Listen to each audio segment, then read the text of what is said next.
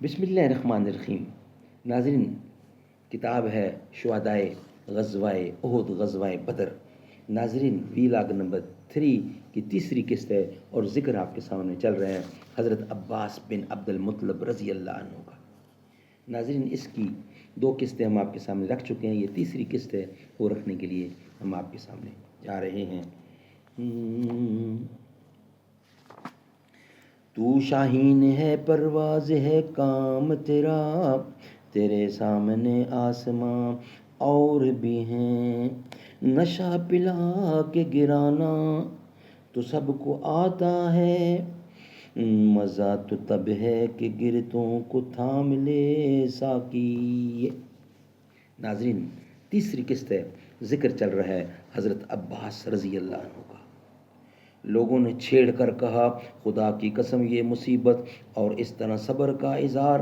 اس چھیڑ کے جواب میں آپ نے جواب دیا، قسم ہے اس ذات کی جس کی تم نے قسم کھائی، ہرگز نہیں، بالکل غلط ہے۔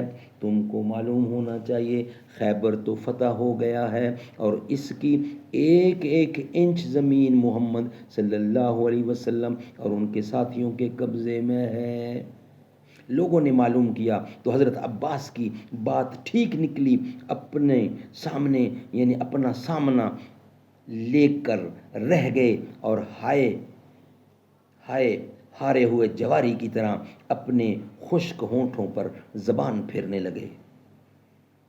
یہ نہیں کہ حضرت عباس حضور کو خوش و خرم سن کر خوش ہوتے تھے اور رنجیدہ سن کر رنجیدہ، بلکہ مسلمان ہونے سے پہلے مکے والوں کی ایک ایک بات کی اطلاع حضور کو پہنچاتے رہتے تھے اور ان غریب مسلمانوں کی مدد کرتے رہتے تھے جو کسی عذر کے سبب ہجرت نہ کر سکے تھے۔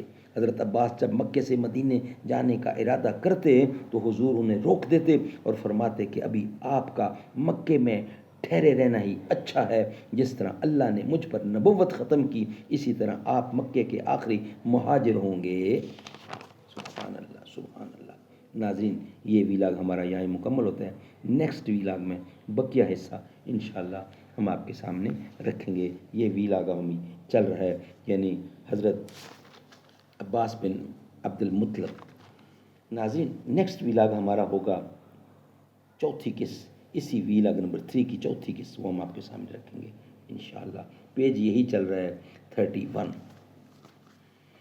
شکر ہے تیرا خدایا، میں تو اس قابل نہ تھا، تو نے اپنے گھر بلایا، میں تو اس قابل نہ تھا، گرد کعبہ کے پھرایا، مدتوں کی پیاس کو سیراب تو نے کر دیا، جام زمزم کا پلایا، میں تو اس قابل نہ تھا، ڈال دی ٹھنڈک میرے سینے میں تو نے ساقیا، اپنے سینے سے لگایا، میں تو اس قابل نہ تھا، بہا گیا میری زباں کو ذکر الا اللہ کا، یہ سبق کس نے پڑھایا، میں تو اس قابل نہ تھا۔